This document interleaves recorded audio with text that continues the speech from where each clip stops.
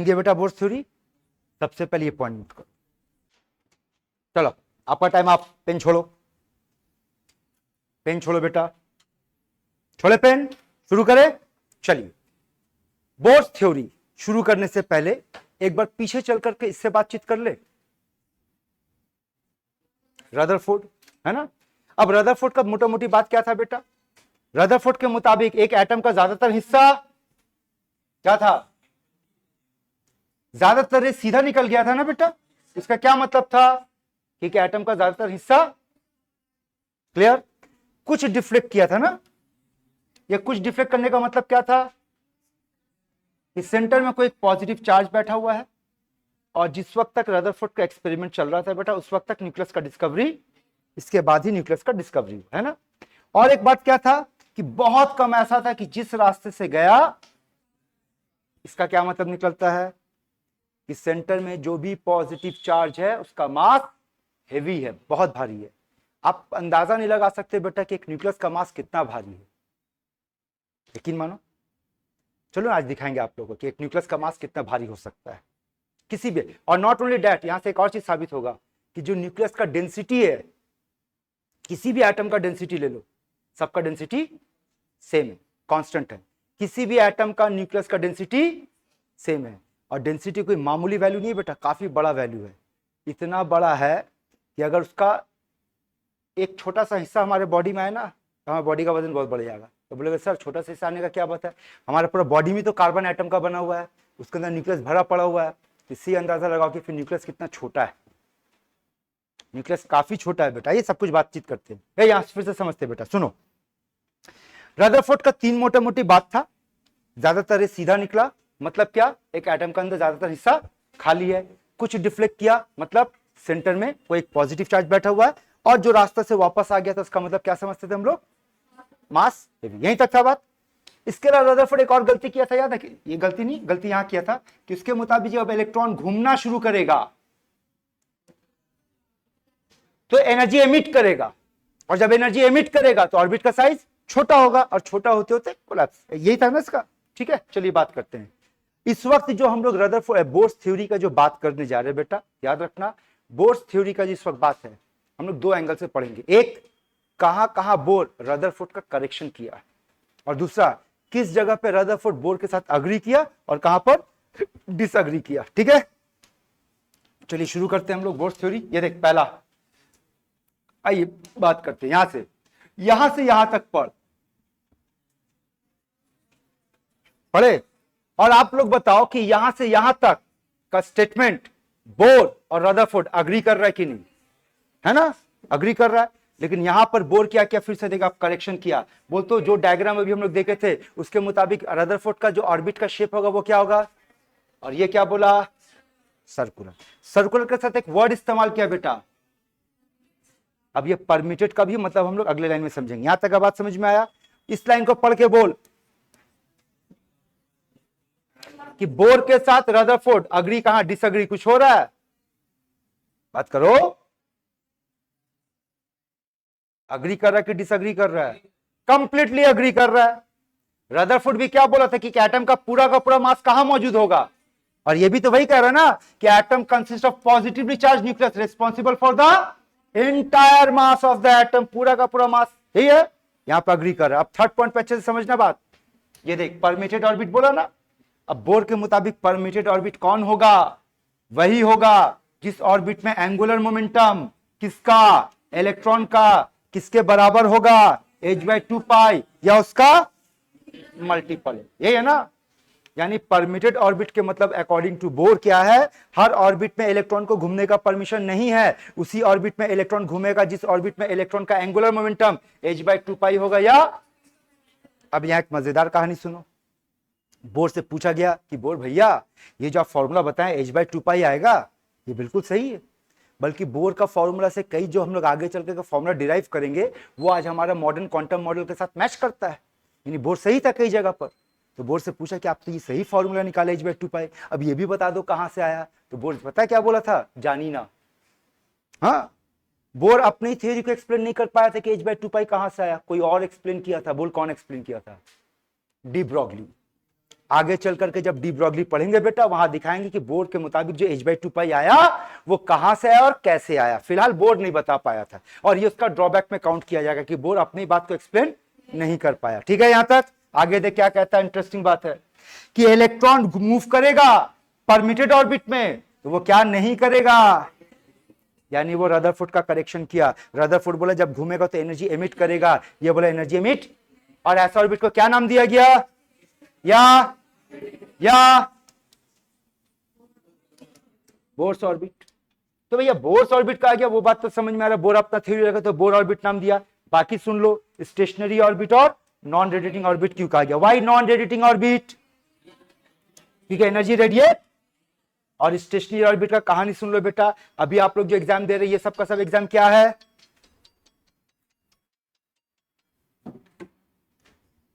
अभी आप लोग जो एग्जाम दे रहे हैं बेटा, ज्यादातर एग्जाम क्या आपका एमसीक्यू फॉर्मेट में होता है ना।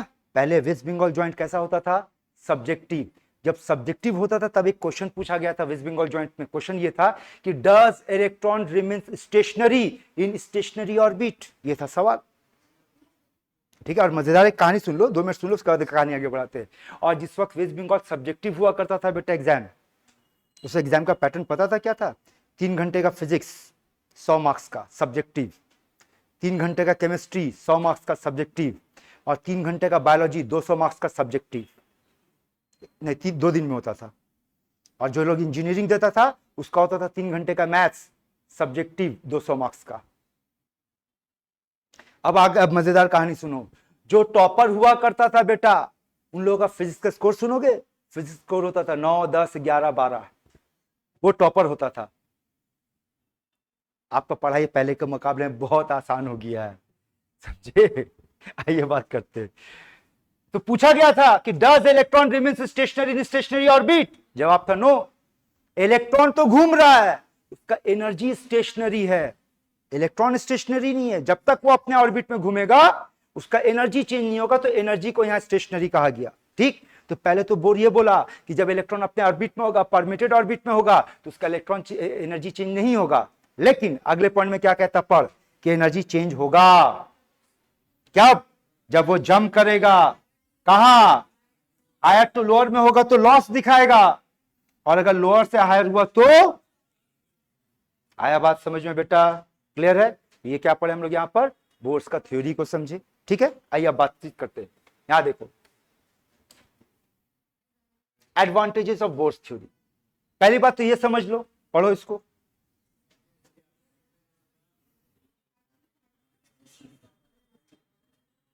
बोर्स थ्योरी हर कुछ सही तरीके से बता पा रहा था। किसके बारे में, इन सब के बारे में। इन सब का नाम बोल, He+, Li2+ को क्या पुकारते हैं हम लोग, हाइड्रोजन लाइक स्पीसीज। इसका एक और नाम बोर्स स्पीसीज। ठीक, साथ ही साथ बोर्स थ्योरी क्या क्या हम लोग को कैलकुलेट करने में मदद किया, बोल, रेडियस, वेलोसिटी, एनर्जी, और ये सारा कुछ अभी हम लोग पढ़ने वाले, डिराइव करने वाले। क्लियर है। यहाँ आइए 2-4 क्वेश्चन पर डिस्कशन करते हैं बेटा। पहला क्वेश्चन एकदम बच्चा क्वेश्चन है, फटाफट आंसर देगा। क्या पूछा, विच इज नॉट एप्लीकेबल ना, आंसर क्यों डी, क्योंकि वहां पर एप्लीकेबल है बोर्स थ्योरी जहां पर एक इलेक्ट्रॉन होगा। इसके पास कितना इलेक्ट्रॉन है, एक है, इसके पास, क्योंकि इसका एटॉमिक नंबर 3, 2+ का मतलब 2 चला गया, 1 बचा, लेकिन इसके पास इलेक्ट्रॉन तो बचे ही नहीं। क्लियर। चलिए अगला क्वेश्चन,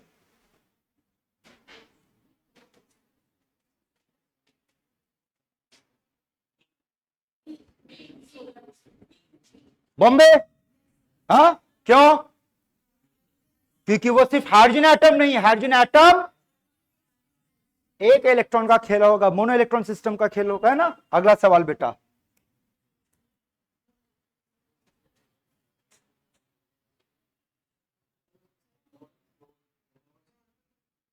हाँ बुद्धि तो लगा दिए सर, बोर्स थ्योरी पढ़ रहे हैं, क्वेश्चन बोर्स थ्योरी में डाल के पूछे, जाहिर सी बात है बोर्ड पहला बंदा था जो इसका कंसेप्ट का इस्तेमाल किया था, है ना। कहां पे इस्तेमाल किया देखोगे, देखो यही था ना क्वांटम, ये किसका फॉर्मूला है, प्लैंक्स क्वांटम थ्योरी से लिया गया था, है ना। चलिए ये हो गया बेटा, ये भी हो गया। आजा, बच्चा क्वेश्चन है, एकदम जल्दी से बोल। ओरली सॉल्व होगा, जेई मेंस में पूछा, देख 2006 का क्वेश्चन है, क्वेश्चन तो बच्चा है जी।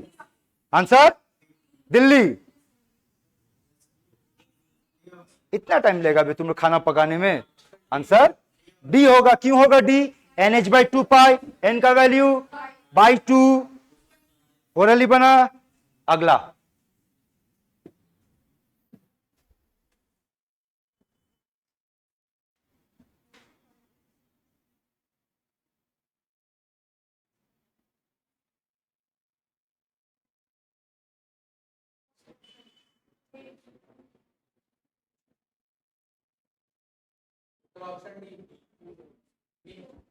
ऑप्शन, क्यों? यस, ऑप्शन डी किसका स्टेटमेंट है? हाइजेनबर्ग। एक बार बात को समझना बेटा, वो तो हाइजेनबर्ग के मुताबिक माइन्यूट पार्टिकल का पोजीशन, बात कर, मेरे स्टेटमेंट को कंप्लीट कर, अनसर्टेन, उसका मोमेंटम अनसर्टेन, यही है ना? तो यानी कि हाइजेनबर्ग के मुताबिक इलेक्ट्रॉन का पोजीशन फिक्स था कि नहीं था? नहीं था, अनसर्टेन है। चलिए बोर के मुताबिक देखते, बोर का बोर का मॉडल यही है, ये उसका न्यूक्लियस, ठीक, और ये उसका इलेक्ट्रॉन, ये उसका डिस्टेंस आर। अब आप बताइए what is the position of electron? तो आपका जवाब होगा at a distance of R from the nucleus. Electron इधर आ गया, डिस्टेंस बोल, यहां आ गया, यहां आ गया। इस थ्योरी के मुताबिक इलेक्ट्रॉन का पोजीशन फिक्स्ड है, सर्टेन है, लेकिन हाइजेनबर्ग के मुताबिक, आया बात समझ में? तो आंसर कौन सा होगा? आंसर दिल्ली होगा। Any doubt? आगे बढ़े, आजा अगला क्या है? अब आइए कुछ डिराइवेशंस पे बात करते हैं, ठीक है? अब ध्यान से सुन जो बेटा बताने जा रहे हैं। रेडियस ऑफ ऑर्बिट का डिराइवेशन दिखाएंगे, उस एक डिराइवेशन से कुछ खेल निकालेंगे, और उस खेल के अंदर से बेटा एक एक कैप्सूल निकालेंगे, और आपको हम दिखाएंगे उस एक कैप्सूल से आपका 99% प्रॉब्लम, चाहे जेई मेंस का हो या नीट का हो, सॉल्व किया जा सकता है। कितना परसेंट बच गया? वो 1% का खेल डिराइवेशन के अंदर है।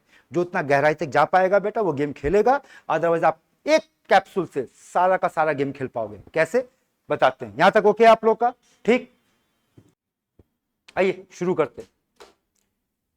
मेरे साथ रहना बेटा, बातचीत करते रहना, जो सवाल पूछेंगे बोलते जाना, ठीक है? चलो शुरू करते हैं। क्या पढ़ने वाले बेटा हम लोग? रेडियस किसका? ऑर्बिट का। किसका ऑर्बिट? बोर ऑर्बिट, है ना? Radius of bourse orbit. आइए समझते हैं, बट इसके लिए थोड़ा बहुत आपको फिजिक्स का जो नॉलेज है वो जरूरत पड़ेगा। देखते हैं, और चूंकि आप लोग पास आउट स्टूडेंट हो तो उम्मीद करते हैं आपको नॉलेज होगा, बच्चा वाला नॉलेज है। यहां देख, बात समझ बेटा, ये क्या है? ऑर्बिट।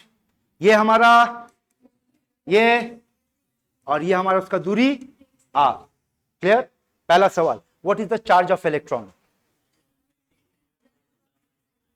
ठीक है, और उसको सिंबॉलिकली कैसे रिप्रेजेंट करेंगे? ई। तो हमने चार्ज ऑफ इलेक्ट्रॉन क्या दे दिए? ई। समझना बात को। What is the charge of nucleus? आइए समझाते हैं, नहीं समझ में समझाते हैं, बात करते हैं। बिल्कुल सही है बेटा, 2 मिनट रुक जा, बाकी बेटी लोग को भी समझा दे। ध्यान से सुनिए रे। मान लो हाइड्रोजन एटम का ये न्यूक्लियस है, ऑक्सीजन का ये न्यूक्लियस है, सोडियम का ले लो ये न्यूक्लियस है, कैल्शियम का ले लो ये न्यूक्लियस है। अब जो सवाल पूछेंगे जवाब देते जाना। न्यूक्लियस का चार्ज पॉजिटिव की नेगेटिव? इसके लिए जिम्मेदार कौन? What is the charge of proton? Electron का जो चार्ज है वही। So what is the symbolic representation for the charge of proton? E. बात क्लियर है? ठीक, तो बोल, हाइड्रोजन का एटॉमिक नंबर 1, इसका क्या मतलब निकलता है? न्यूक्लियस में कितना प्रोटॉन है? एक प्रोटॉन, तो इसका चार्ज क्या होगा? What is the atomic number of oxygen? 8। तो इसका मतलब इसके न्यूक्लियस में कितना प्रोटॉन है? 8। तो 8 प्रोटॉन का चार्ज बोल बेटा। अगला तुम लोग शुरू कर, atomic number 11E। Atomic number वो 20। एक ऐसा न्यूक्लियस जिसका एटॉमिक नंबर Z। आया खेल समझ में? ठीक, तो किसी भी न्यूक्लियस का चार्ज क्या होगा बेटा? Ze। फर्क क्या होगा? ये प्लस में होगा, ये माइनस में होगा। आया बात समझ में यहां तक? ठीक, अगला पार्ट सुन, अगला पार्ट समझना बेटा। आओ यहां बात करते हैं, बोलो। जब इलेक्ट्रॉन घूम रहा है ऑर्बिट में तो बाहर की तरफ एक फोर्स काम करेगा, उस फोर्स का नाम बोल, सेंट्रीफ्यूगल फोर्स, और अंदर की तरफ एक फोर्स काम करेगा, इलेक्ट्रोस्टैटिक फोर्स। ठीक है, बोल इन दोनों फोर्स में से कौन सा फोर्स बड़ा? दोनों बराबर है ना। अगर ये बड़ा होता तो इलेक्ट्रॉन ऑर्बिट छोड़ के बाहर, और ये बड़ा होता तो कोलैप्स कर जाता, यही है ना, दोनों बराबर है। क्लियर? चलिए बातचीत करते हैं। आप में से कौन बेटा बताएगा what is the formula of centrifugal force? mv² by, आप में से कौन बेटा बताएगा what is the formula of electrostatic force? 1/4 pi epsilon naught Q1 Q2 by. Clear? चलिए अब इसको करते हैं। बोल दोनों का फोर्स क्या है? इक्वल। इक्वल है ना, इक्वल के हिसाब से क्या लिखेंगे बोल बेटा? डायरेक्ट कर दे, डायरेक्ट कर दे, तो बोल क्या लिखेंगे बोल? mv² bye r। के बना दिया, तो याद रखना इस बार हमारा के कौन है? 1/4 पाई एप्सिलॉन नॉट। वैल्यू बोल, के का वैल्यू बोल सीजीएस में एसआई में, पहले सीजीएस में बोल 1, एसआई में 9 इंटू 10⁻⁹। ठीक। अच्छा Q1 Q2 यहां क्या लेंगे बेटा? इसका चार्ज इसका चार्ज मल्टीप्लाई कर दोनों को, क्या आएगा? Z² बाय, कोई डाउट? क्लियर? अब देखिए यहां से R और R कट गया। अब आगे बोल, अब ये भी पढ़े थे mvr equals to nh by, तो यहां से बोल v का वैल्यू क्या आएगा? nh बाय 2 पाई m। ये v को यहां बैठाते हैं तो बोल क्या आता? अब m n² बोलते जा 4 पाई² m² r² equals to kze² bye, फिर से कौन कटेगा? r कटेगा, और कोई कटेगा? एक m कटेगा। क्लियर? हम लोग क्या निकालने बैठे बेटा? r। तो चलिए फाइनल आंसर लाते हैं। बोल therefore r equals to, simple है, इस r को यहां ले आ, बाकी को नीचे ले आ, तो बोल ऊपर क्या आया? n², नीचे बोल 4 पाई² m k z। ये रहा तेरा पहला कैप्सूल, इसी से पूरा खेल हमारा चलने वाला है। ठीक है, डिराइवेशन समझ में आया बेटा? आगे बढ़े, चल आगे बढ़ते हैं। यहां देख, फिर से बात कर, बोल r क्या आया? n² h² 4 पाई² m k z। Clear? अब जो जो पूछते जाएंगे बेटा फटाफट जवाब देते जाना। ठीक है, बोल जल्दी बोल, कुछ तो बोल। h वैल्यू बस मालूम है कि नहीं? हाँ ना में कहानी खत्म करना। मालूम है 4, मालूम है पाई, m क्या? m का मतलब यह mass of electron 9.1 into 10⁻³ kg। बोल, अभी बताया। यानी बेटा जिस जिसको अंडरलाइन किया वो सारा वैल्यू अपने को पता है, ना सिर्फ पता बल्कि वो वैल्यू कांस्टेंट है। ठीक, ये सारा वैल्यू बैठाकर जब सॉल्व करोगे तब आपका ये फॉर्मूला मॉडिफाई होकर के बन जाएगा 5.29 into 10⁻⁻11 into n² by z, इतना मीटर। ठीक है, बोर्ड थ्योरी में खेल दिखाएंगे बेटा आपको। बोर्ड थ्योरी का नीट लेवल का प्रॉब्लम ना एकदम बच्चा लेवल का क्वेश्चन होता है बेटा, एकदम घबराने का नहीं। उसमें सिर्फ 2 चीज पकड़ना सीख जाओगे ना, आप हर क्वेश्चन का गर्दा उड़ा दोगे। आओ दिखाते हैं, समझ आ? ए बेटा बोल, इसी फॉर्मेट में अगर हम ये स्टेटमेंट लिख दे, for first orbit of hydrogen atom, बोल तो फर्स्ट ऑर्बिट बोले मतलब n का वैल्यू, और z हाइड्रोजन एटम बोले मतलब z का वैल्यू। तो बेटा अगर इन दोनों का वैल्यू 1 हो जाए तो ये वैल्यू किसका वैल्यू बन गया? हाइड्रोजन एटम का फर्स्ट ऑर्बिट का, और उसको हम लोग इस सिंबल से रिप्रेजेंट करेंगे R0। आपका एनसीईआरटी बुक में ये सिंबल A0 है।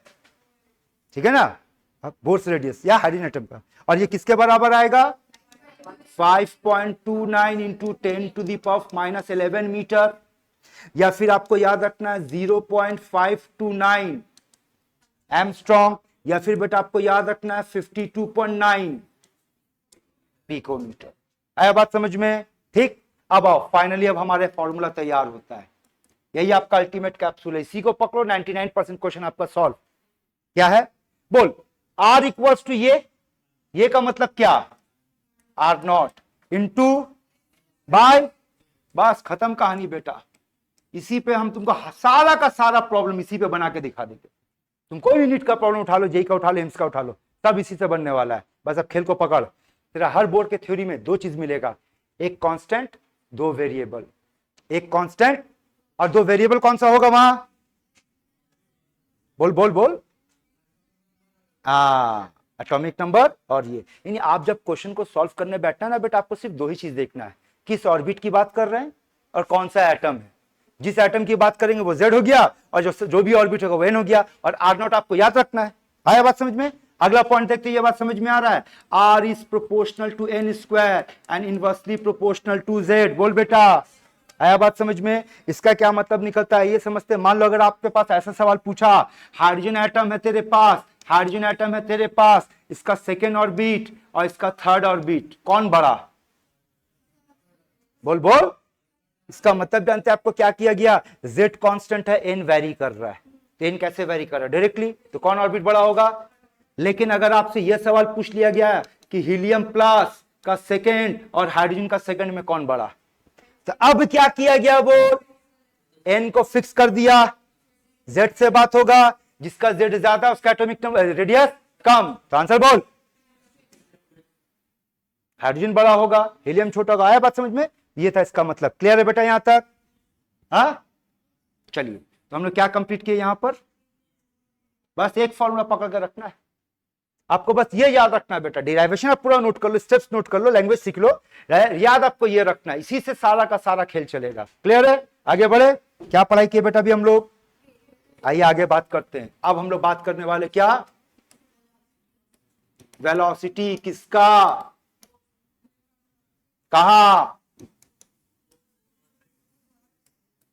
Bourse orbit. क्लियर है ये? चलो समझते हैं, आओ देख बेटा यहां समझ, फिर से समझ। अभी अभी जो हम लोग फॉर्मूला पढ़े, M V R equals to N H by, तो यहां से एक फॉर्मूला बना ले, बोल v इक्वल्स टू क्या आता है, एन एच बाय 2 पाई, ये एक फॉर्मूला। दूसरा फॉर्मूला समझियो, यही जो फॉर्मूला निकाले, क्या निकाला बेटा हम लोग यहां पर,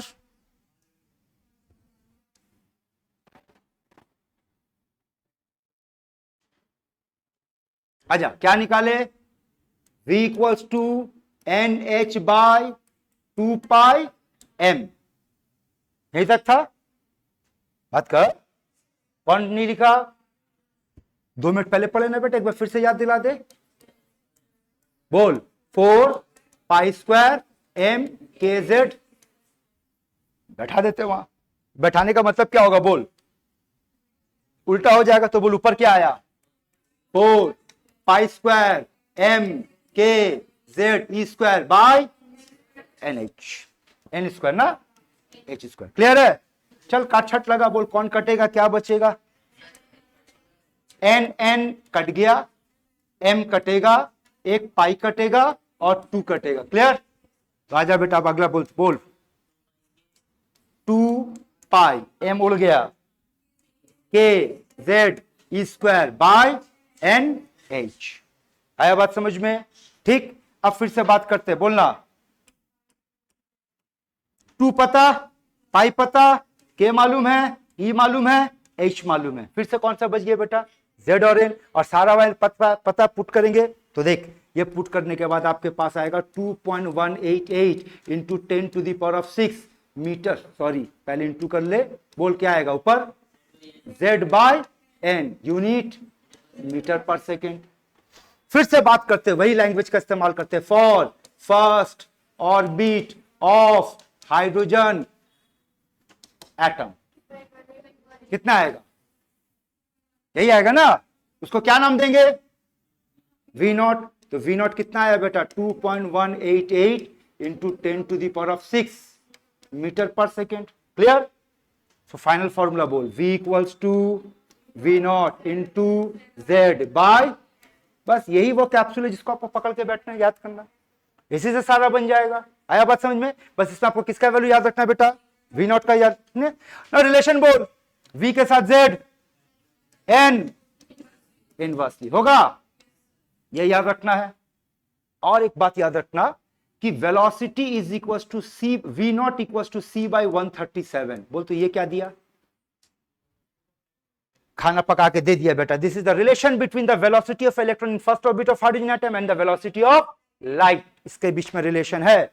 यानी कि बेटा अगर आप यहां पे 3 × 10⁸ मीटर पर सेकेंड को 137 से डिवाइड करोगे तो आपका आंसर करीब करीब इसके पास आ जाएगा।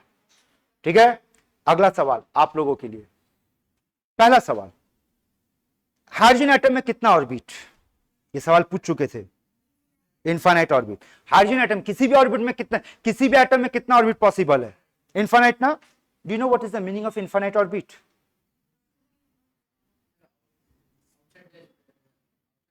वेल डन, गांठ बांध लो इस बात को। जब जब इनफाइनाइट ऑर्बिट कहेंगे इसका दूसरा मतलब आउट ऑफ एटम, एटम के बाहर। इलेक्ट्रॉन एटम के बाहर गया, इसका मतलब वो कहां चला गया? इनफाइनाइट ऑर्बिट पे चला गया। ठीक, आपके सवाल, what is the velocity of electron eight infinite orbit? 0। Simple calculation. अगर आपसे पूछते what is the velocity at first orbit, तो एन का वैल्यू कितना पुट करता? Second orbit, infinite orbit, any number divide by infinity, 0 हो जाएगा। तो velocity of electron eight infinite orbit is 0। एक और सवाल, फर्स्ट ऑर्बिट और सेकेंड ऑर्बिट कहां इलेक्ट्रॉन का वेलोसिटी ज्यादा होगा?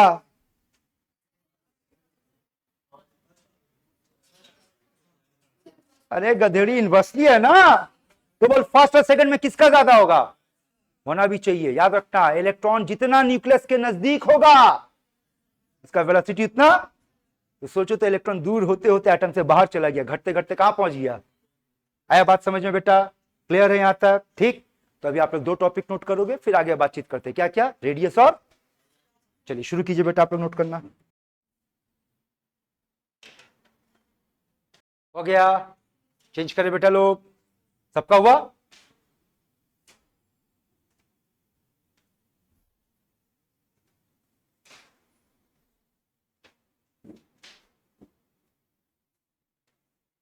हो गया?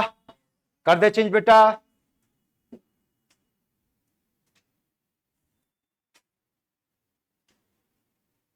हो गया सबका? आगे बोले, चलो पेन छोड़ो। क्या क्या टॉपिक डिस्कस किए बोल बेटा? 2 टॉपिक हुआ, रेडियस और, दोनों का फॉर्मूला बता। R equals to R0 into N square by Z, और वेलोसिटी के मामले में ऊपर एक जेड और नीचे एक एन, यानी V0 into Z by N. ठीक है, आइए बेटा अगला हेडिंग देखो क्या पढ़ने जा रहे हैं। अब हम लोग पढ़ने जा रहे हैं एनर्जी ऑफ इलेक्ट्रॉन, कहां? Bohr's orbit. ठीक है, सुनो यहां ध्यान से, सुनो ध्यान से। एनर्जी ऑफ इलेक्ट्रॉन कहां बेटा? बोर ऑर्बिट में। आइए सबसे पहले बात करते ये, एक बार फिर से देखो तो ये याद है क्या था? ये है ना, इक्वल्स टू, ये क्या था बोल?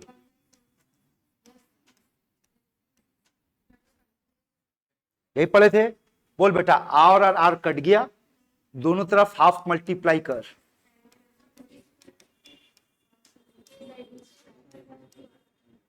क्लियर? तो बोल काइनेटिक एनर्जी का फॉर्मूला क्या मिला बेटा हम लोग को? के जेड ई स्क्वायर बाय, ये तेरा पहला टैबलेट तैयार हुआ। 2R, my mistake, sorry 2R, my mistake, 2R। ठीक है, देखो ये अच्छा हुआ बात कि आपका प्रेजेंस ऑफ माइंड क्लास में है। ये कब है? ये कब है? जब आपका ध्यान यहाँ है। अगर छापने में ध्यान होता तो छाप के चले जाए, इसलिए बोलते बेटा साथ में रहा कर। आगे सुन, what is the formula of potential energy? 1/4 pi epsilon naught Q1 Q2 by. जब फोर्स निकालने बैठेंगे तब चार्ज का मैग्नीट्यूड लेंगे या साइन लेंगे? बात करो, तुमसे सवाल पूछे। लेकिन जब एनर्जी निकालने बैठेंगे तो मैग्नीट्यूड के साथ साइन भी लेंगे। तो बोल अब ये फॉर्मूला हमारा क्या बनता है? के बोल बात समझ में आया? तो क्या आएगा बोल, पोटेंशियल एनर्जी का फॉर्मूला बोल, माइनस के जेड ई स्क्वायर बाय, ये बेटा तेरा अगला फॉर्मूला। ठीक, अब इन दोनों को अगर ऐड कर देंगे तो क्या मिलेगा, टोटल एनर्जी मिलेगा। बोल बेटा टोटल एनर्जी क्या लिखेंगे, काइनेटिक प्लस पोटेंशियल। काइनेटिक कितना, के Z E square bye 2r minus के जेड ई स्क्वायर बाय, बोल सॉल्व कर कितना आएगा, माइनस के Z E square bye 2r। ये आपका तीसरा फॉर्मूला। ठीक है यहां तक? अब सुनो, नीट में जाकर उठा के देखो, एक सवाल पूछा था, एकदम बच्चा वाला सवाल था लेकिन अच्छा सवाल था। क्वेश्चन था the total energy of electron is minus 3.4 electron volt, what is it's kinetic energy. Same होगा, साइन चेंज, मिलाओ, खेल पकड़ो, खेल पकड़ो। टोटल एनर्जी का फॉर्मूला, काइनेटिक एनर्जी का फॉर्मूला मिला बेटा, है ना, एकदम दिमाग में बैठा ले। क्या, यहां देख कि जो टोटल एनर्जी होगा वही, लेकिन ये और ये, समझे? आओ अगला बोल, अगर इसमें इंटू 2 कर दे, इसमें 2 कर दे मल्टीप्लाई, है ना, यानी पोटेंशियल एनर्जी क्या मिला बेटा आपको, 2 इंटू टोटल एनर्जी। क्लियर? चलिए आपके लिए एक सवाल, अगर potential energy 2 into total energy के बराबर है तो कौन बड़ा हो गया? क्या ये मुमकिन? हाँ, वैसे आप फंसने वाले थे, आपको लगेगा भाई इसके हिसाब से तो पोटेंशियल एनर्जी बड़ा है, लेकिन बेटा पोटेंशियल एनर्जी पैदा हुआ इससे, तो बाप कभी भी बेटा से छोटा नहीं हो सकता है। बात समझ में आ रहा है ना? लेकिन ये सही क्यों है, क्योंकि ये भी और ये भी, और माइनस में बेटा जो बड़ा होता है वो छोटा होता है, जो छोटा होता है वही बड़ा। -2 और -4 कौन बड़ा, -2 बड़ा। ठीक, तो अगला पॉइंट बोलो, magnitude wise total energy, kinetic energy, potential energy, बोल बात समझ में आ गया? ठीक, चलिए आगे बढ़ते हैं।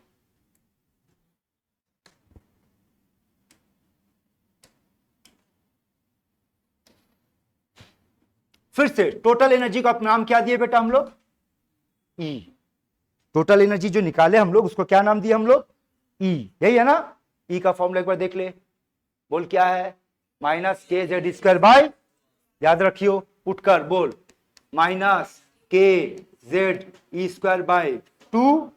अब वो आर याद कर, भूल गया तो फिर से बात कर लेते, बोल N square H square 4 pi square M K Z, यही है ना। तो पुट कर बेटा, बोल क्या करेंगे, उल्टा कर देंगे। उल्टा करने पे क्या आएगा, 4 pi square M K Z E square by N square, और इस बार कटेगा कौन, छोटा डॉन, ओनली 2, और कुछ नहीं कट रहा भाई। यानी कि अब आपका फाइनल फॉर्मूला निकालते हैं बेटा, बोल माइनस, शुरू कर, बोल 2 pi square M K into K square Z square E to the power 4 N square. Clear?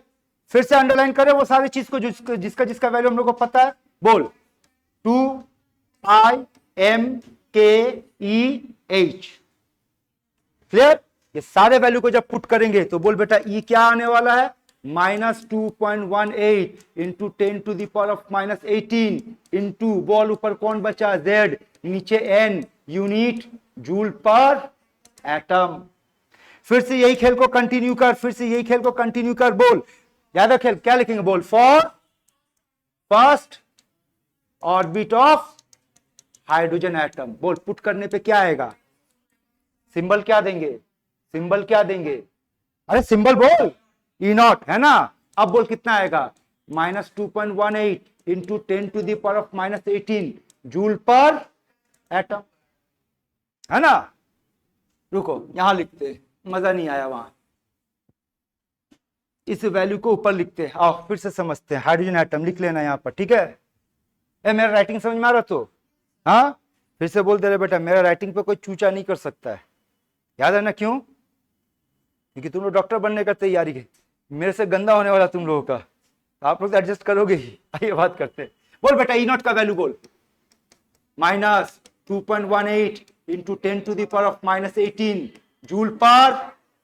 Be careful है। आपके पास ये जो फॉर्मूला याद आया, ये फॉर्मूला बेटा एक एटम के लिए है। कई बार क्वेश्चन पे 1 मोल का पूछ लेगा तो क्या करेंगे, एवोगाड्रो नंबर से मल्टीप्लाई करना, ठीक है ना। ये सारा 1 एटम का। आगे खेल समझ। इसका वैल्यू सुन, -2.18 इंटू 10⁻11 क्या हो गया, अर्थ पर एटम। आगे सुन, -13.6 क्या होगा, इलेक्ट्रॉन वोल्ट पर एटम। आगे सुन, -5.21 इंटू 10⁻18 कैलोरी पर एटम। सारा यूनिट पकड़ा दिया बेटा आपको।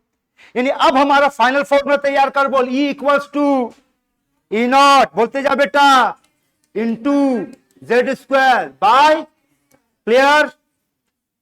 आ गया फिर से हमारा वो फॉर्मूला। तो अगर आप पैटर्न देखोगे तो देखो सारे में क्या था, R क्या था, R0 इंटू N²/Z, V क्या था, V0 इंटू Z/N, और ये क्या है बेटा, E नॉट इंटू Z²/N²। चले देखे किसके किडनी में दम है, बोल रहे E directly proportional to N², inversely proportional. हाँ, ऑब्जेक्शन मिलोट, बोलना। गड़बड़ हो गया, अरे हाथ फिसल गया बेटा। चलिए बातचीत करते हैं, होल्ड पे डाल दो उसको, गड़बड़ को करेक्शन करेंगे लेकिन उससे पहले कहानी पे बात करेंगे, ठीक। आप लोग गजनी बन जाओ, सब भूल जाओ अब तक जो पढ़ा है ना। तुम बोले सर इतना तो मुश्किल से अभी दिमाग में उतारे हैं, अब आप बोले को निकाल दो। लेकिन उम्मीद करते बेटा, देख तो फॉर्मूला याद करवा पाए अभी तक आपको, देख तो फॉर्मूला याद हो गया होगा। रेडियस का फॉर्मूला याद हुआ, चेक कर तो, हो गया ना। यही फायदा होता है बेटा क्लास में, तुम लोग छापोगे नहीं होगा, साथ में रहे ना बेटा। पॉलिसी बार याद रखना, आपका पॉलिसी क्या, बोर्ड से खाता, खाता से माथा। और आपको हम क्या पॉलिसी सिखाने का कोशिश कर रहे हैं बेटा, बोर्ड से माथा, और माथा से बेटा जब माथा पे चला गया तो खाता का जरूरत ही नहीं पड़ेगा, है ना। एक बार में नहीं जाएगा लेकिन कुछ तो स्टोर करेगा। आइए बात समझते हैं, नर्सरी पे बात करते हैं। आजा क्लास 9-10 पे चल, याद कर, फ्लैशबैक में एकदम सब भूल जा, अभी तक एकदम ब्लैक के हिसाब से सोच। First orbit, second orbit, third orbit, fourth orbit, electron यहां से यहां गया, उसका एनर्जी बढ़ा कि घटा, बात कर। बढ़ेगा ना, तो नंबर ऑफ ऑर्बिट बढ़ेगा तो एनर्जी, बात कर, बात कर, बढ़ेगा। तो रिलेशन डायरेक्टली कि इनवर्सली। बेटा मेरा क्या गलती हुआ, डायरेक्टली तो लिखे हैं, आप लोग फंसे और इसमें फंसाया गया। आईआईटी में इसमें कई बार सवाल पूछा, एक बहुत बेहतरीन सवाल दिखेंगे अगले क्लास में। बेटा इस बार तेरा कांस्टेंट नेगेटिव है, क्या समझे? बात आया समझ में? इस बार ये आपका कांस्टेंट नेगेटिव है, इसलिए इसके साथ क्या हो गया, इनवर्स, और इसके साथ क्या हो गया, डायरेक्ट। आया बात समझ में? ठीक। आइए अभी बहुत कुछ बात करना, वापस आओ, सुनो यहां देखो, चलो फिर से समझो। जब टोटल एनर्जी का मामला होगा और एन और जेड का रिलेशन पूछेगा तो क्या होगा, एन के साथ जेड, ठीक। अगर पोटेंशियल एनर्जी पूछ लिया,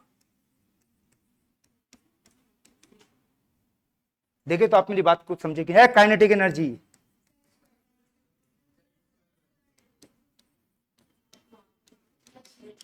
होगा, क्यों, क्योंकि वो पॉजिटिव होगा। जो टोटल एनर्जी होगा वही काइनेटिक होगा, लेकिन वो प्लस हो जाएगा, प्लस होगा तो पूरा खेल पलट जाएगा। समझा कि नहीं, बुझाइए। ठीक, अगला पॉइंट देख, energy of electron eight infinite orbit.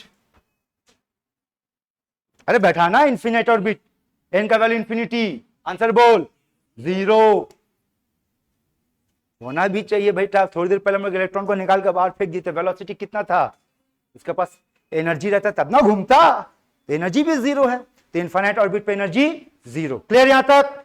ये सारा कुछ क्या टॉपिक चला बेटा अभी तक हमारा, एनर्जी। अब आइए अगले टॉपिक पे चलते हैं, फिर से एनर्जी पढ़ेंगे, लेकिन कौन सा एनर्जी पढ़ब, आयोनाइजेशन एनर्जी। किसका ना, इलेक्ट्रॉन का आयनाइजेशन एनर्जी होता है गधे लोग, इलेक्ट्रॉन का एनर्जी होता है, आयनाइजेशन एनर्जी एटम का होता है। कौन बेटा बताएगा आयनाइजेशन एनर्जी का मतलब, बोलो बोलो बोलो, टेल कुछ तो बोल, हाँ क्या होता है, बोलेगा सर आयनाइजेशन एनर्जी होता है वो एनर्जी जो इलेक्ट्रॉन को कहां भेज दे? Out of atom. Out of atom का मतलब कहां ले जाएगा? समझे? तो आयनाइजेशन एनर्जी का मतलब वो एनर्जी जो इलेक्ट्रॉन को लास्ट ऑर्बिट से उठा करके कहां फेंक देगा। अब ये बताओ हम लोग किस एटम का आयनाइजेशन एनर्जी का बात कर रहे हैं? बात कर हाइड्रोजन। ये देख, और फिर से जब कोई भी एटम हो, फिलहाल तो हमारा हाइड्रोजन एटम है, कोई भी एटम हो, इलेक्ट्रॉन को कहां से कहां फेंकना बेटा? लास्ट से बाहर, मतलब इनफाइनाइट। हाइड्रोजन एटम का उसमें लास्ट ऑर्बिट कौन है? उसका फर्स्ट ऑर्बिट ही उसका लास्ट ऑर्बिट है ना। और ये कहां है बेटा हमारा? इनफाइनाइट ऑर्बिट मान लो। इलेक्ट्रॉन यहां बैठा हुआ है, एनर्जी देके यहां भेजना है। क्लियर? अब बताओ, फर्स्ट ऑर्बिट का एनर्जी को हम लोग नाम दे देते E1 मान लो, और इनफाइनाइट ऑर्बिट को हम लोग नाम दे देते E इंफिनिटी, और यहां से यहां जाने वाले एनर्जी को ही हम लोग कहेंगे क्या? आयनाइजेशन एनर्जी ऑफ हाइड्रोजन, है ना। तो बोल, आयनाइजेशन एनर्जी ऑफ हाइड्रोजन का फॉर्मूला क्या बनता है? देखते ये बनेगा। बात समझ में आ रहा है? Now what is the value of energy at infinite orbit? 0 1 cube, ये 1 है ना। And what is the value of energy of electron in first orbit of hydrogen atom? यही था ना। तो बोल बेटा, आयनाइजेशन एनर्जी का फॉर्मूला क्या बना?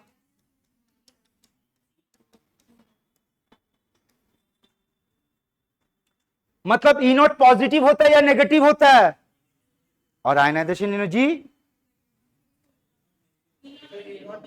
ई नॉट नेगेटिव होता है ना। तो आयनाइजेशन एनर्जी याद रखना, आयनाइजेशन एनर्जी ऑलवेज पॉजिटिव होगा बेटा, कभी नेगेटिव नहीं होगा। क्लियर है? यानी मैथमेटिकली आयनाइजेशन एनर्जी का वैल्यू क्या होगा? देखते ये होगा ना, प्लस 2.18 इंटू 10⁻⁻18 जूल पर एटम, यही होगा। या फिर क्या होगा बोल, प्लस 13.6 इलेक्ट्रॉन वोल्ट पर एटम। बाकी वैल्यू भी उसी तरीके से प्लस में आ जाएगा। क्लियर है? ये किसका आयनाइजेशन एनर्जी का बात हुआ। अब हाइड्रोजन के अलावा कोई और एटम का पूछ ले, कौन एटम? वो एटम जो बोर्स थ्योरी को फॉलो करेगा और एटॉमिक नंबर Z है, उसका फॉर्मूला याद रखना बेटा, ionisation energy of hydrogen atom into Z²। ये तेरा दूसरा कैप्सूल। बस यहां दो ही आपको पकड़ के रखना है। Hydrogen ionisation energy of hydrogen क्या होगा? E naught. और किसी और एटम का क्या लेंगे बेटा? Ionisation energy of hydrogen atom into. Clear यहां तक? ठीक। आइए अगला टॉपिक पे चलते हैं। क्या हाथ में खुजली हो रहा है? नोट करना है? हाँ, रुक जा, इसको पढ़ा दे फिर नोट करवाएंगे। ठीक है, आओ। अब समझो, सबसे तगड़ा चीज, सबसे ज्यादा सवाल तो आपको यहां से मिलने वाला। आप जो बताने जा रहे हैं, क्या पढ़ने जा रहे हैं, पहले हेडिंग को समझना। पहले हेडिंग को समझना, क्या है? एनर्जी किसका, कहां, समझना। अब तक हम लोग एनर्जी ऑर्बिट पे निकाले, अब कहां निकालने जा रहे हैं वो देखो। During electronic transition. Now what do you mean by electronic transition? बोल। हाँ, एक ऑर्बिट से दूसरे ऑर्बिट में जब इलेक्ट्रॉन जंप करता है उसको हम लोग इलेक्ट्रॉनिक ट्रांजिशन कहेंगे। समझने की बात है। देख, N1 को हम लोग यहां पर लोअर ऑर्बिट कंसीडर करने वाले, और N2 को हम लोग यहां पर हायर ऑर्बिट मान के चलेंगे। तो देख, तो समझ में आ रहा बात। अगर लोअर से हायर गया तो एनर्जी का क्या होगा? लोअर से हायर गया तो एनर्जी क्या होगा? एब्जॉर्ब होगा ना। और अगर हायर से होगा तो एमिट होगा, रिलीज होगा। वैल्यू दोनों का सेम आएगा, बस एब्जॉर्ब हो रहा है कि एमिट हो रहा है। क्लियर है यहां तक? चलिए अब इसका डिराइवेशन को समझने जाते हैं। यहां देख और सुन ले, और क्या पूछेगा। अगर आपको एनर्जी मिल गया तो फिर से याद दिलाएं, एक पता सब पता। बोल।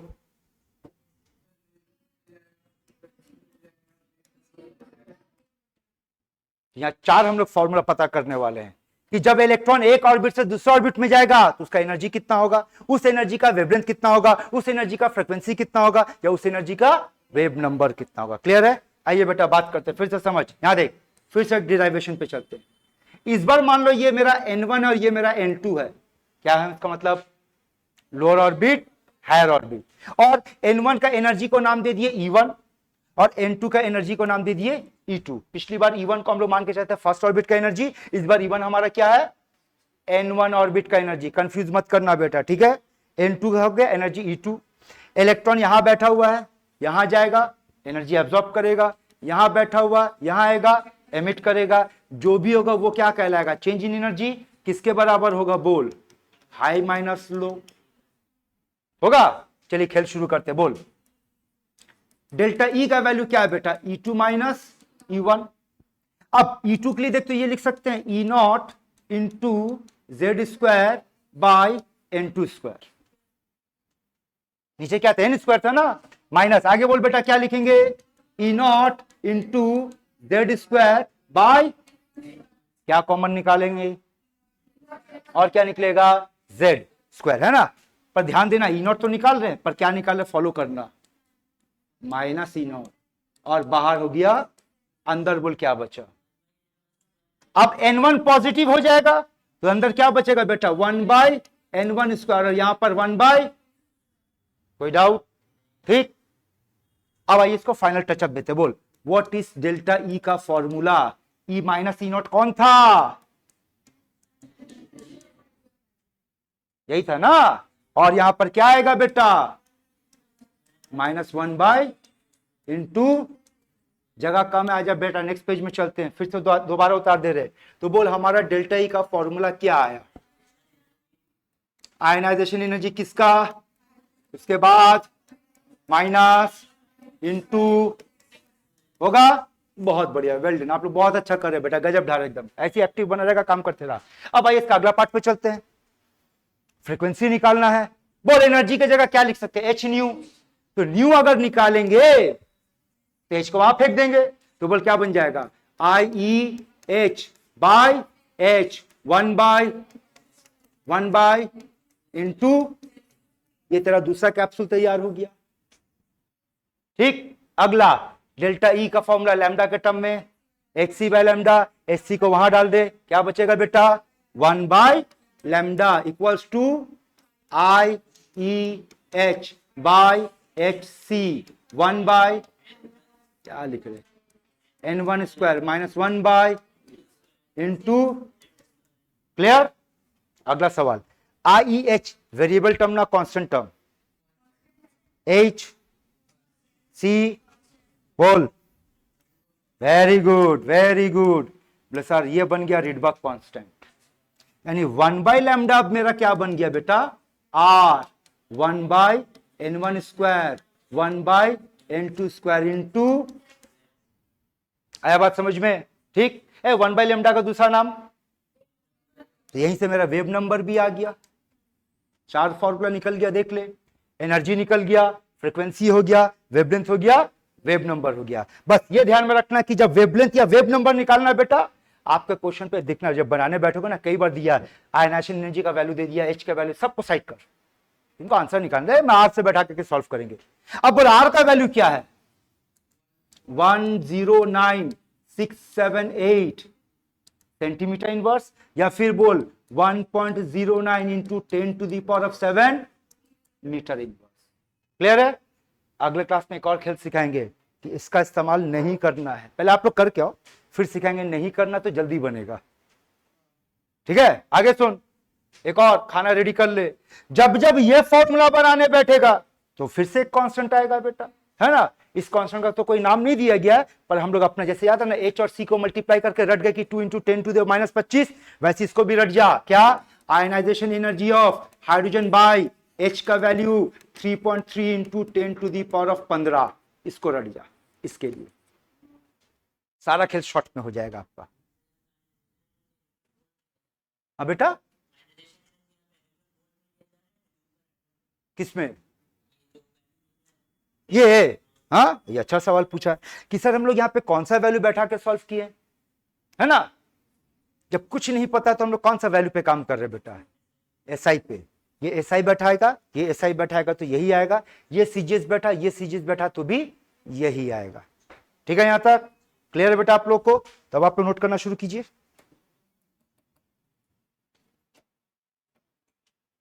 यहां से शुरू होगा।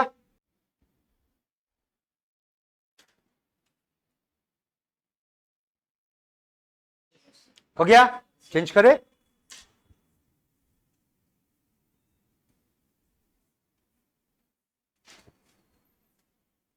हो गया, करे चेंज। ये गधा 2 मिनट में मैगी नहीं बनता, तुम 1 सेकंड में क्या करेगा रे? हाँ, करे बेटा आप चेंज। सबका हुआ?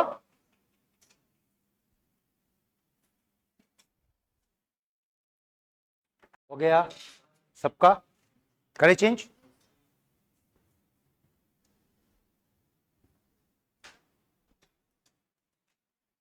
बेटा हाँ, ये बड़ा अच्छा सवाल पूछे।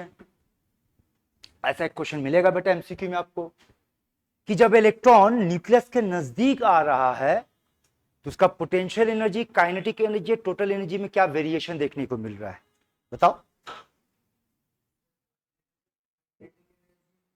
जब इलेक्ट्रॉन उसके नजदीक आ रहा है तो उसका टोटल एनर्जी और पोटेंशियल एनर्जी क्या हो रहा है?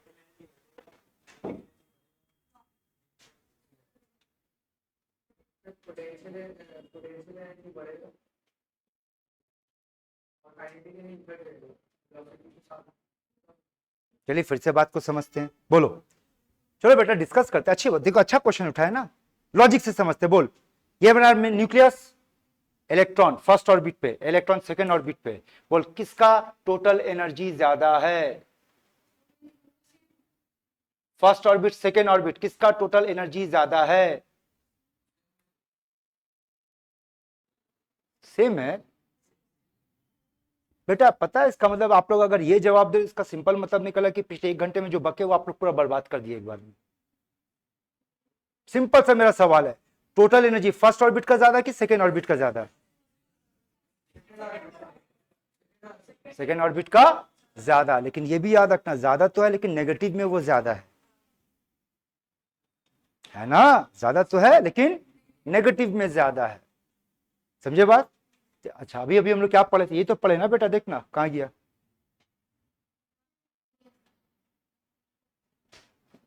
समझे बात? चलिए, हो गया ये कंप्लीट सबका। चेंज करे, करे चेंज।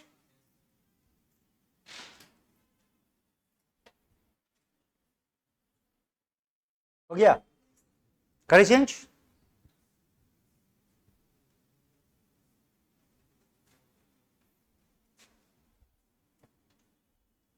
फिर से बोले बेटा, अगले क्लास को अगर इंटरेस्टिंग बनाना है तो तुम देखना, तुम्हारा कॉन्फिडेंस बहुत बूस्ट करेगा। सिर्फ ये जितना कुछ आपको कैप्सूल बना के दिए हैं, ठीक है, ये सारा कैप्सूल आप लोग सुबह खाने के बाद एक, दोपहर खाने के बाद एक, रात खाने के बाद एक लेना है, ठीक है? ओए तुम गधा, तुम थोड़ा यूनिक है, तेरा डोज चेंज कर दे रहे। रात में सोने के बाद एक, उठने से पहले एक, ठीक है ना? चलिए, तो आज का क्लास ओवर, अब डाउट सेशन शुरू करते हैं। है कोई बेटा या बेटी जो डाउट्स लाया है, सवाल लाया है? नहीं? इससे पता चला बेटा लोग घर पे कितना मेहनत कर रहा है।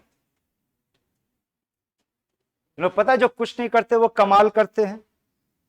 तुम लोग इसी पॉलिसी पे तो नहीं चल रहा है ना कि सर अब कुछ कमाल करना, ऐसा करते कुछ नहीं करते, है ना? तो बेटा गलत ट्रैक पे है। शुरू करें क्लास? अभी फिलहाल एक बार क्विक रिवीजन कर लेते बेटा। यहां देखो, आओ। पिछले क्लास में हम लोग बोर्स थ्योरी पढ़ चुके थे, है ना? बोर्स थ्योरी पे डिस्कशन बाकी था प्रॉब्लम्स का, ठीक है? एक बार फिर से बात करते, क्विक रिवीजन। बात पार्टिसिपेट कर। ओए मुंह फोन बाहर आ जा बेटा फोन से। शुरू करें? ओ भाई शुरू करें? Sure, thank you. अरे गधा, रेडियस का फॉर्मूला क्या पढ़े थे बोलो? वेरी गुड, बोलते जा फटाफट। R naught by Z. Velocity का फॉर्मूला क्या था? एन। Very good. एनर्जी का फॉर्मूला क्या था? है ना, मोटा मोटी ये पढ़े थे, ठीक है? यानी आप लोग पढ़कर आए तो अच्छी बात है। चलिए शुरू करते हैं बेटा। पार्टिसिपेट करना, क्वेश्चन नोट करने की जरूरत नहीं। पहला क्वेश्चन फटाक से आंसर दे, क्या होना चाहिए? पढ़ा हुआ क्वेश्चन आपका, हिलिया। ओके, नहीं आपका कुछ सही है, ये प्रिंटिंग मिस्टेक है बेटा, ये प्लस होना चाहिए, है ना? अदरवाइज उस हिसाब से हीलियम भी आंसर हो जाएगा। बात किसका, सिंपल सा बोर थ्योरी किस पे एप्लीकेबल है भाई, मोनो इलेक्ट्रॉन सिस्टम पे एप्लीकेबल है ना। ठीक, आइए बोल बेटा इसका answer Li2 plus similar to hydrogen होगा। ये देख नीट 2022 में आया हुआ क्वेश्चन है। अब सुन एक बात बता रहे, सुन वेरी गुड, एक बात बता रहे, फिर से याद दिला रहे, जो खिचड़ी हम लोग पका के रखे हैं बेटा, अगर वो खिचड़ी आपका तैयार है तो प्रॉब्लम बनाने में 5 सेकंड 10 सेकंड इससे ज्यादा का टाइम लगने वाला नहीं है। आओ देखते हैं क्या मांगा, रेडियस ऑफ किसका बोल दिया है ना, और मांगा किसका है Li2 प्लस का। बोलो कैसे सॉल्व करें, एन और जेड दोनों डिफरेंट है ना, तो फिर तो बोलो हम लोग क्या पढ़ते हैं, R is equal to R naught into N square by, तो यहां से हमारा फॉर्मूला क्या बन सकता है देखो तो, बोल बेटा। हाँ यानी कि हम लोग यहाँ पे क्या लिख सकते हैं, बोल R1 बाई R2, बोलो N1 square by N2 square और Z2 बाई Z1, यही है ना। चलो 1 जो है हम लोग मान लेते हैं किसको रिप्रेजेंट कर रहा है बेटा, हीलियम प्लस को, ठीक, और 2 जो है वो किसको रिप्रेजेंट कर रहा है, लिथियम 2 प्लस को। क्लियर, चलो वैल्यू पुट करते सॉल्व करते हैं, बोलो क्या होना चाहिए,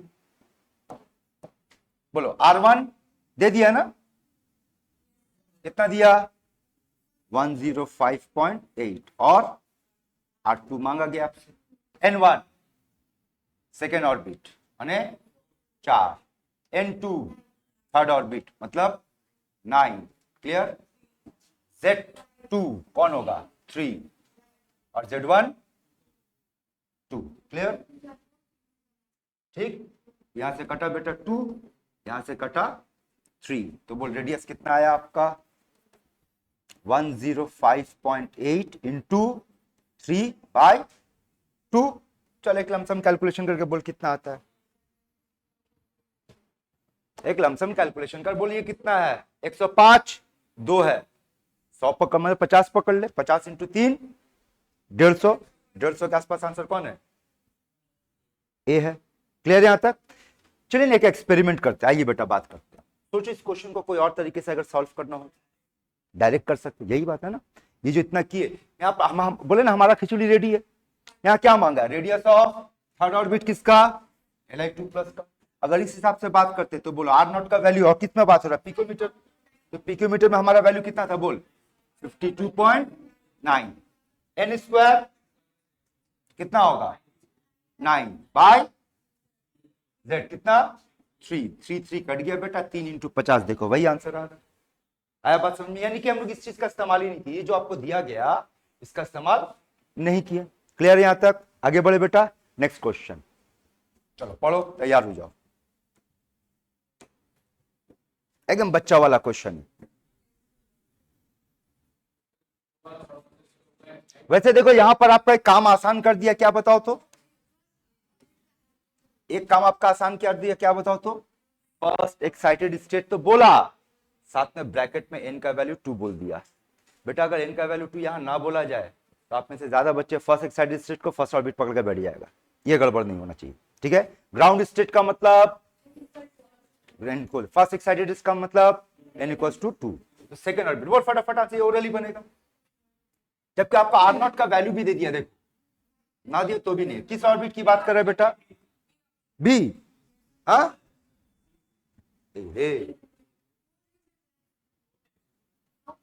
बेटा n का वैल्यू 2 है तो डी होगा ना, n का वैल्यू 2 का मतलब क्या हो रहा है, r equals to R naught 0.53, n का वैल्यू 2 का मतलब 4 है ना, तो 4 होने से क्या कौन सा आएगा, यही आएगा, ठीक है। नेक्स्ट क्वेश्चन पे आ जाए बेटा, चलो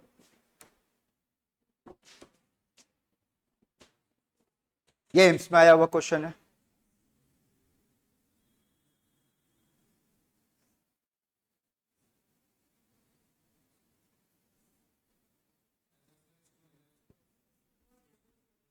ठीक है, पढ़ लिए क्या लग, देखो एक चीज पे सबसे पहले सुन लो, जब भी असर्शन रीजन का प्रॉब्लम सॉल्व करना उसका एक तरीका बता रहे, पहले रीजन में मत जाना, पहले ये देखना कि जो भी असर्शन या रीजन दिया हुआ स्टेटमेंट 1 या स्टेटमेंट 2 दिया हुआ वो ट्रू है या फॉल्स है, पहले ट्रू और फॉल्स को डिसाइड करना। क्योंकि बेटा अगर उसमें से एक भी फॉल्स मिल गया तो आपको रीजन में जाने का जरूरत ही नहीं पड़ेगा।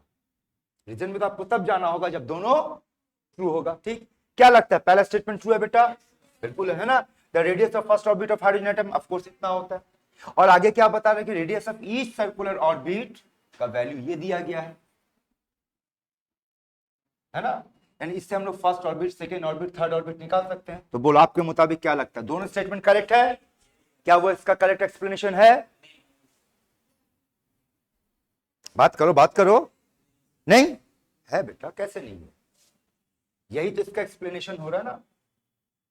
रेडियस ऑफ फर्स्ट ऑर्बिट आप कहां से लेकर के आए थे? रेडियस ऑफ फर्स्ट ऑर्बिट यहीं से लाए थे ना, इसी से आया था ना। यही तो हमारा आर नॉट है बेटा। ठीक है, चलिए अगला क्वेश्चन। हाँ, वो माइनस नहीं बेटा, डैश है।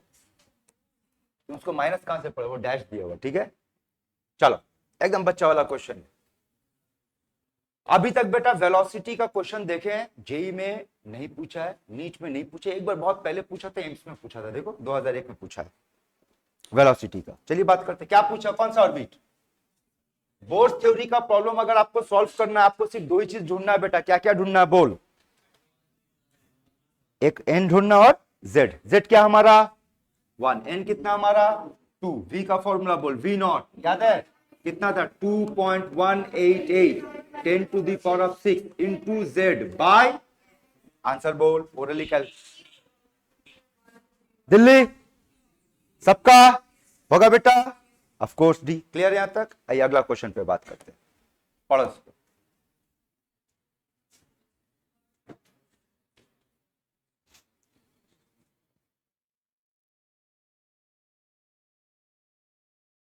पढ़ लिए? अब आते टू दी पॉइंट। बोले क्या मांगा है? एनर्जी। किसका?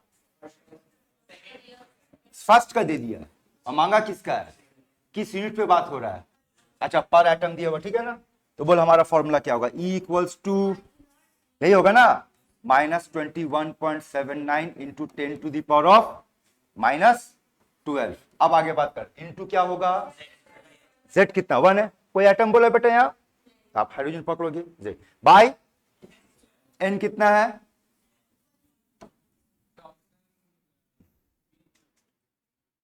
ओरली सॉल्व होगा। ऊपर 21 को 20 पकड़, 20/4 5, 5 कहां है? यहां 5 है, तो आंसर ठीक है। आपको देखो ज्यादातर डेटा ऐसे मिलेगा बेटे जो मेंटल कैलकुलेशन से सॉल्व होगा। कुछ ही क्वेश्चन में आपको उलझने का जरूरत पड़ सकता है, ज्यादातर आपका मेंटल कैलकुलेशन से सॉल्व होगा। चलो नेक्स्ट क्वेश्चन। याद है ये क्वेश्चन? एकदम बच्चा वाला क्वेश्चन है ना। क्या दिया बेटा आपको? टोटल एनर्जी मांगा। क्या है, क्या पढ़े थे कि जो टोटल एनर्जी होगा वही काइनेटिक एनर्जी होगा, लेकिन ये माइनस में होगा और ये आंसर ये होगा। ठीक है बेटा लोग? ठीक, चलिए अगला क्वेश्चन।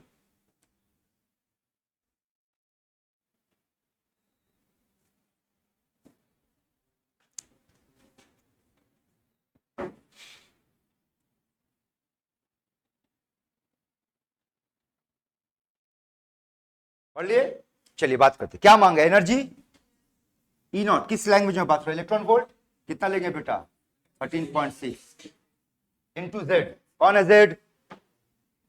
लिथियम। बोलना बेटा जेड कितना होगा? किस ऑर्बिट की बात कर रहे हैं हम लोग?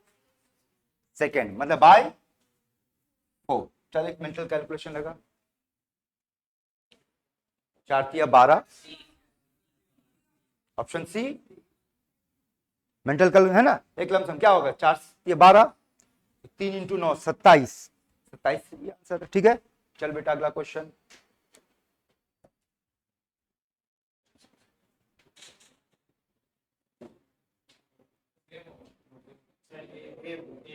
ए, अच्छा याद, इसके लिए हम लोग कौन सा फॉर्मूला पढ़े थे बेटा?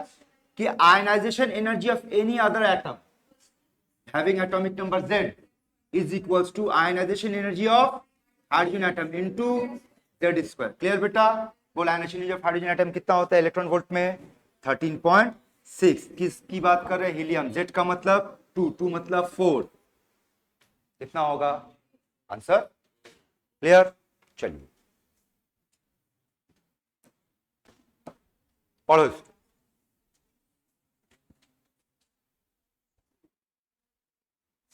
बोलो, शुरू करें।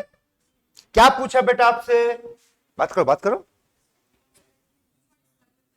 नॉट करेक्ट है ना, बेस्ड ऑन दिस इक्वेशन। चलिए बात करते हैं, क्या बोलता है? Larger the value of N, larger is the orbit of radius.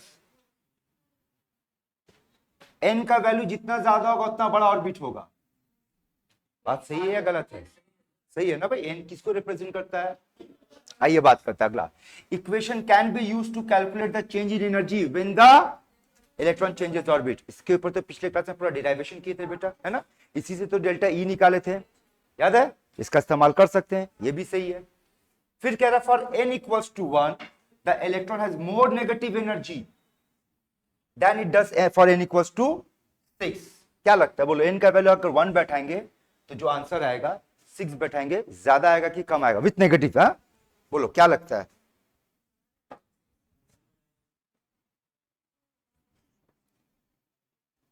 बात कर बेटा, जो डिस्कशन नहीं करेगा फिर नहीं होगा। अगर n का वैल्यू 1 बैठाएंगे तो कितना आएगा बेटा? -2.178 इंटू 10 टू द पावर -18, है ना। लेकिन अगर n का वैल्यू आप 6 बैठा देते हो तो आंसर कितना आएगा? -0.3 कुछ करके आएगा, है ना। तो कौन, देखो कौन बड़ा है यहां पर, उसी हिसाब से देखो। फिर से लैंग्वेज को समझना, क्या कह रहा है? The electron has more negative energy, so this has got more negative energy or this has got more negative energy? Second, first one. आप यह मैग्नीट्यूड के हिसाब से नहीं पकड़ना है, ठीक है ना। इसके पास ज्यादा नेगेटिव एनर्जी है, क्लियर, इसके पास कम नेगेटिव। तो क्या लगता है बेटा, यहां तक का स्टेटमेंट सही चल रहा है? बात कर बात कर। अब आगे खेल समझ, जिसका मतलब हो रहा which means electron is more loosely bounded in the. अब ये बताओ कि ये स्टेटमेंट सही लग रहा है? ये गलत हो गया। इलेक्ट्रॉन जितना न्यूक्लियस के नजदीक होगा, न्यूक्लियस के नजदीक होने का मतलब एन का वैल्यू उतना कम होगा। एन का वैल्यू 1 होने का मतलब बेटा ये सबसे ज्यादा न्यूक्लियस के नजदीक है, और जब न्यूक्लियस के नजदीक होगा तो वो टाइटली बाउंडेड होगा। यानी ये स्टेटमेंट आपका। अच्छा अगला भी चेक कर लेते हैं, क्या कहता है? The negative sign in equation simplified that the energy of electron bound to the nucleus is lower if the electron were at infinite distance from the nucleus. क्या लगता है स्टेटमेंट ट्रू है फॉल्स? कौन है बेटा? ठीक, चलिए अगले क्वेश्चन पे बात करें।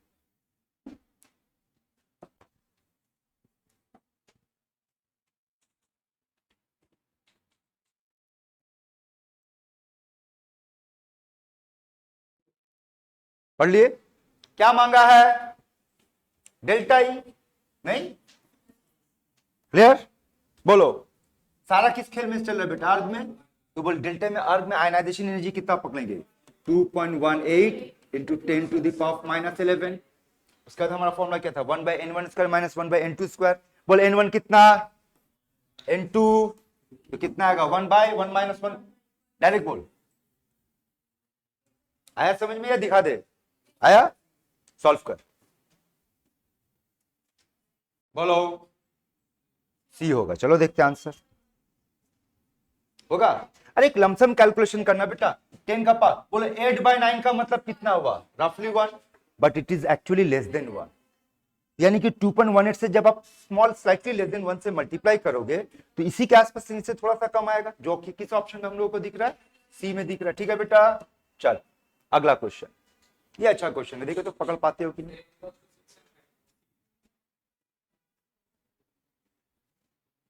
यहां पर बहुत लोगों को तो बेटा क्वेश्चन ही पढ़ लेनी पड़ेगा। पढ़ लिए? आइए एक चीज दिखाते हैं। यहां देख, ये फर्स्ट ऑर्बिट है जो दिखा रहे। बट आप लोग देखना ना, ये डायग्राम आपको कई बुक में मिलेगा, पर कभी आप लोग इस डायग्राम का पैटर्न पे ध्यान नहीं दिए होंगे। ध्यान से सुनना। मान लो ये फर्स्ट ऑर्बिट है, मान लो ये सेकेंड ऑर्बिट है, मान लो ये थर्ड ऑर्बिट है, ये फोर्थ ऑर्बिट है, ये फिफ्थ ऑर्बिट है, ये सिक्स्थ ऑर्बिट है। बोलो क्या पैटर्न समझ में आ रहा है आपको? जैसे जैसे आपका नंबर ऑफ ऑर्बिट बढ़ रहा है, ऑर्बिट के बीच का गैप कम हो रहा है, ठीक है। तो यहां पर जितना एनर्जी होगा, इसका एनर्जी और कम होगा। ठीक, दोबारा पढ़, फिर से सोच क्या जवाब होना चाहिए। क्या पूछा आपसे? सबसे ज्यादा एनर्जेटिक फोटोन, यही है ना? Which of the following transition hydrogen atom will give the rise to the energetic photo? इस क्वेश्चन में प्रिंटिंग मिस्टेक है, प्रिंटिंग यहां पे ये होता है question give the least energetic photon, ठीक है? क्वेश्चन एक्चुअली में ये लीस्ट एनर्जेटिक फोटोन। अब ये बताओ अगर इलेक्ट्रॉन 6 से 1 में आता है, गैप कितना बड़ा है, तो बोलो एनर्जी ज्यादा होगा। अगर इलेक्ट्रॉन 5 से 4 में जाता है, ये तो एक ऑर्बिट का जंप है, लेकिन अगर 5 से 4 की बात करेंगे, 1 है, ये 2 है, ये 3 है, ये 4 है, ये 5 है, ये 6, तो 5 से 4 का एनर्जी ज्यादा होगा कि 6 से 5 की एनर्जी ज्यादा होगा? 5 से 4 का ज्यादा होगा। पर अपने को क्या ढूंढना है, ज्यादा की कम? कम, यानी ये भी नहीं। आंसर क्या होगा? सी होगा, ठीक है? क्वेश्चन में वो प्रिंटिंग मिस्टेक थे बेटा, वो लीस्ट एनर्जेटिक फोटोन होगा, ठीक है? चलो अगले क्वेश्चन पे बात करते हैं, पढ़ो।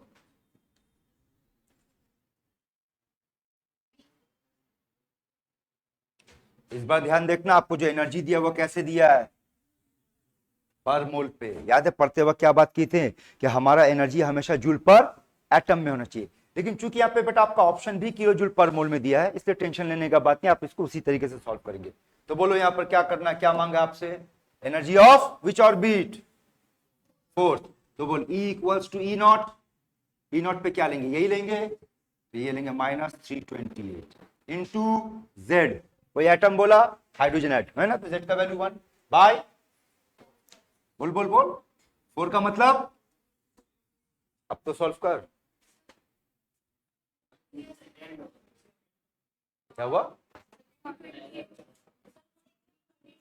ओ माय मिस्टेक, सॉरी, ये सेकेंड ऑर्बिट का दिया है, मांगा किसका है? कोई बात नहीं, अगर ऐसा बात है तो कोई बात नहीं। यहां देखो, बोलो E is equals to E naught into A, Z छोड़ दे बेटा, bye N square.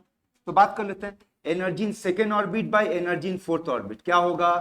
Fourth orbit का स्क्वायर बाय सेकेंड ऑर्बिट का स्क्वायर, और आपसे मांगा फोर्थ ऑर्बिट का, तो बोलो एनर्जी ऑफ फोर्थ ऑर्बिट क्या होगा? मल्टीप्लाई करो, कितना? -328 इंटू 4 बाय 16, काटेंगे बेटा 4, 4 से जाएगा 4, 8, 8 से देखो तो कोई ऑप्शन है? ये ऑप्शन, ठीक है? नेक्स्ट क्वेश्चन, अब देखो क्या मांगा आपसे।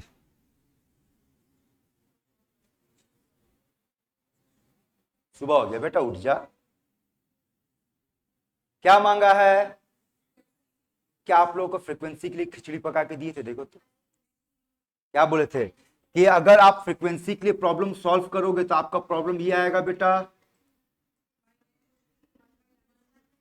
1/n1 स्क्वायर -1/n2 स्क्वायर, यही था, ठीक? आइए बात करते हैं। ये मेरा खाना पका, वो बता, इसका वैल्यू बताओ।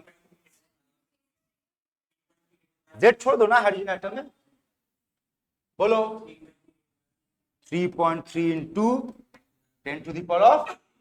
याद है ये बात? ये चीज याद करके रख बेटा टाइम बचाने के लिए। अब n1 n2 का खेल है, n1 कितना, n2 मेंटल कैलकुलेशन से बोल कितना आएगा? 15 समझ में आ रहा है? 15/16 दिखाना होगा, समझे बेटा? तो देख 15/16 का मतलब रफली कितना हुआ?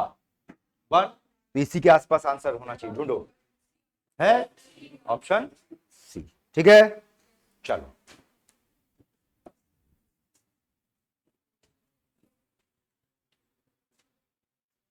क्या असर्शन करेक्ट है पहले वो बता, है ना? हाँ।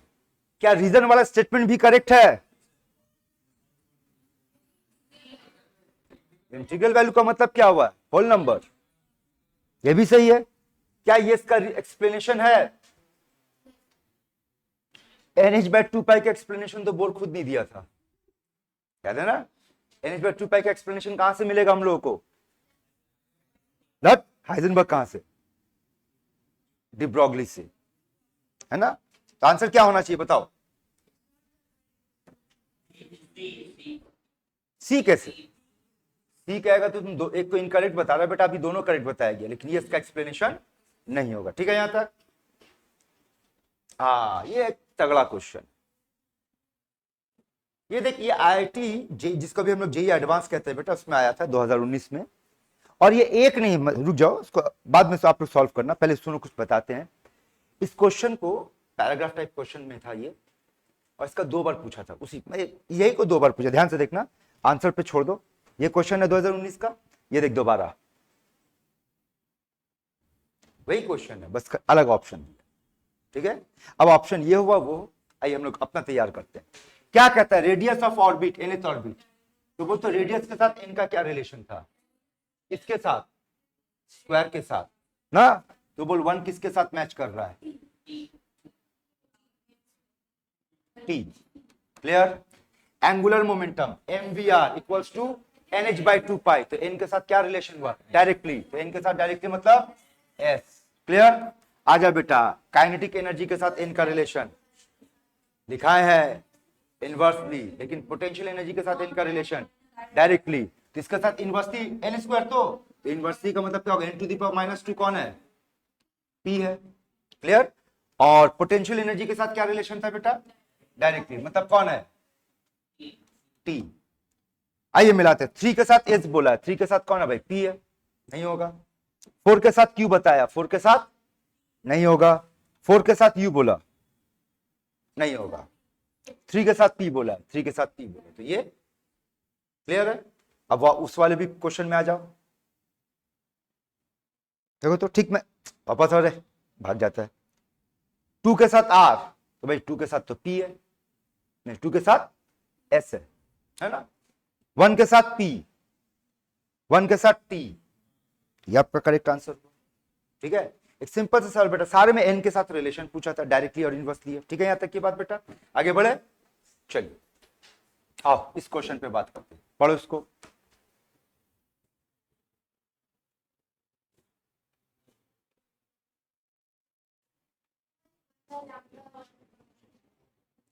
अगर आप इसको एक्चुअल मेथड से जाओगे तो आपको सॉल्व करने का तरीका ये होगा कि पहले delta E equals to I E H 1/n1 square minus 1/n2 square into Z square से डेल्टा ई निकालना।